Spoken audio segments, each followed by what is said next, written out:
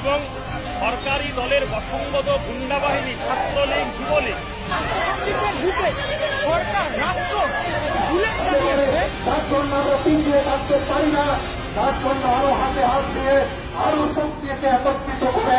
এই আন্দোলনে থাকতে হয়, যাতে এই কাহিনী শক্তিগুলোকে বিস্তৃত করা যায় একটা